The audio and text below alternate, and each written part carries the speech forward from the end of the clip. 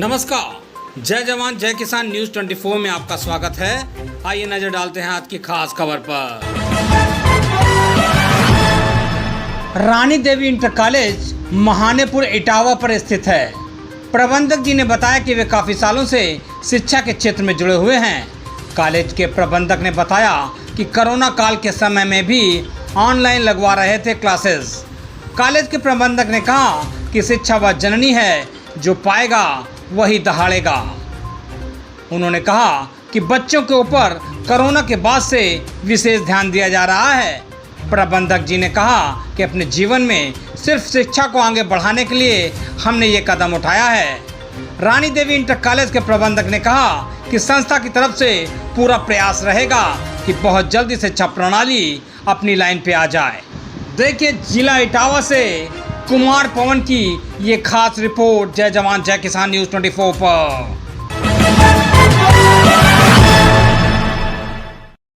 नमस्कार, आप देख रहे हैं जय जवान जय किसान न्यूज़ 24। मैं पवन कुमार आज हूँ इटावा में, और इटावा में जिस जगह मैं बैठा हूँ वो है रानी देवी बघेल इंटर कॉलेज, और हमारे साथ बात करने के लिए उपस्थित है वहाँ के प्रधानाचार्य महोदय प्रबंधक जी।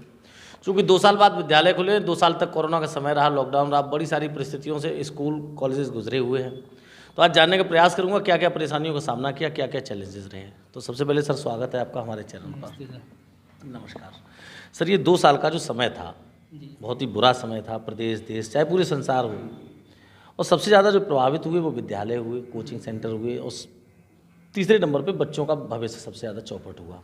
अब चूँकि विधिवत स्कूल खुले हैं, बच्चे स्कूल आना शुरू हुए हैं, तो सबसे पहले तो मैं जानना चाहूँगा कि इन 2 साल में क्या क्या परेशानियों का सामना किया, क्या क्या चैलेंजेस आए आपके सामने। सबसे पहले तो सर परेशानियों का सामना तो ऐसे करना पड़ा कि बच्चे को जब कोरोना काल लगा तो विद्यालय सब बंदी हो गए। उसके बाद जहाँ के जैसी फ़ीस थी वहीं जाके व्यवस्थित मारी गई फ़ीस। उसके बाद फिर 2 साल तक बच्चे घर पर रहे, और मैंने सुधार बनने के जैसे कि ऑनलाइन क्लासें लगी, ऑनलाइन क्लासों के लिए मैंने व्यवस्था भी की, लेकिन वो विधिवत नहीं चल पाई। इस वजह से 2 सालों से फ़ीस का लॉस करना पड़ा।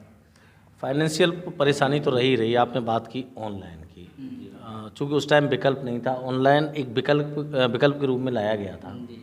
आपने भी ऑनलाइन सेवाएं दी होंगी, तो आपने बड़े करीब से देखा होगा कि क्या दिक्कतें आई ऑनलाइन में, और चूँकि आप विधिवत स्कूल ऑफलाइन चल रहे हैं, तो क्या डिफरेंसेस है ऑनलाइन बिटवीन ऑफलाइन। ऑनलाइन में सर ऐसा रहा कि ऑनलाइन जब मैंने क्लासेस शुरू की तो गार्जियंसों से जब मैं कहता था कि ऑनलाइन क्लासों के लिए मोबाइल रिचार्ज कराइए, तो वो सबसे पहले यही कहते थे कोरोना काल में पैसे ही नहीं है तो रिचार्ज कहाँ से कराएं। और बच्चों के पास मोबाइल भी उपलब्ध नहीं हुआ करते। जैसे किसी घर में 3 बच्चे हैं और 3 बच्चों के लिए मोबाइल देना उपलब्ध नहीं था उनके लिए। इस वजह से ऑनलाइन क्लास शिक्षा बिल्कुल अस्त व्यस्त रही। और ऑफलाइन में तो बस यही था कि मैं बच्चों स्कूल में आया करते थे, टीचर पढ़ाया करते थे, तो शिक्षा बिल्कुल विधिवत चल रही थी। रूरल इलाका है, और ये जो व्यवस्था है ऑनलाइन यहाँ पे बिल्कुल एक तरीके से फेलियर है। चूँकि आप 2 साल पहले भी बच्चों को पढ़ाते थे, 3 साल पहले भी बच्चों को पढ़ाते थे, आज भी बच्चे आ रहे हैं। बीच में जो 2-3 साल का गैप हुआ, आप बच्चों को किस जगह खड़ा हुआ देखते हैं, क्या चैलेंजेस आए, क्या डिफरेंस आया बच्चों में 2-3 साल के अंदर। 2-3 सालों में सर ऐसा आया कि जैसे कि बच्चा फर्स्ट क्लास में था, तो फर्स्ट क्लास से मैंने जहाँ का पढ़ाने के बाद उसको जहाँ तक लेकर आए थे वो 2 सालों में पूरा बैक चला गया। अब उसको विधिवत से उसको शुरुआत करने के लिए जब मैं जैसे कि वो फर्स्ट में था 2 साल में, अब वो 4th में आ गया।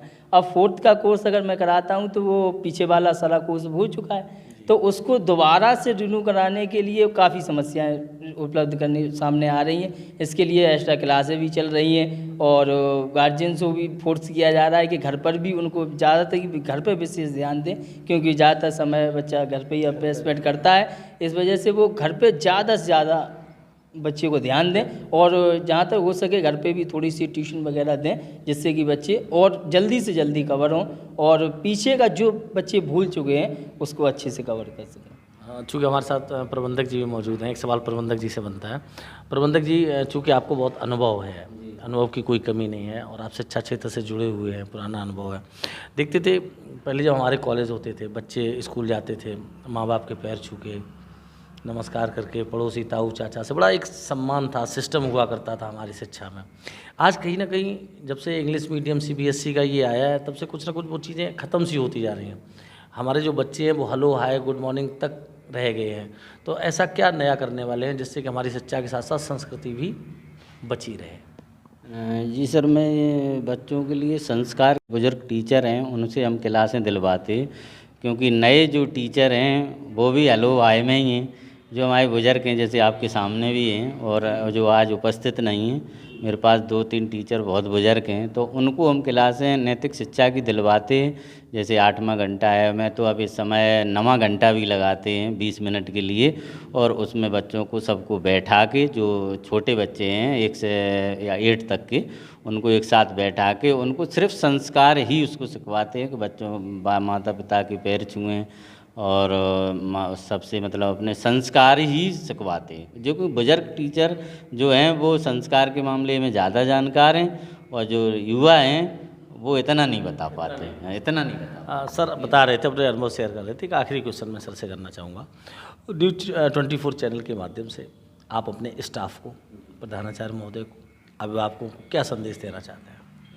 बच्चों के लिए सर मैं स्टाफ से ही कहता हूँ कि देखो, बच्चों का तो काफ़ी नुकसान हुआ है, बहुत बैग चले गए, और आप लोग भी ये समझिए ये मेरे बच्चों की तरह से उनसे एक्स्ट्रा मेहनत करें और एक्स्ट्रा उन्हें समझाएं और एक्स्ट्रा उन्हें पढ़वाएं, और गार्जियन से भी संपर्क ज़्यादा से ज़्यादा करें, और गार्जियन से ये बात बताएं कि सब बच्चों के लिए जैसे कोचिंग करवाएं, और घर भी खुद गार्जियंस भी बच्चों को कुछ टाइम दें, स्कूल के पूरे स्कूल के भर पे ना रहें।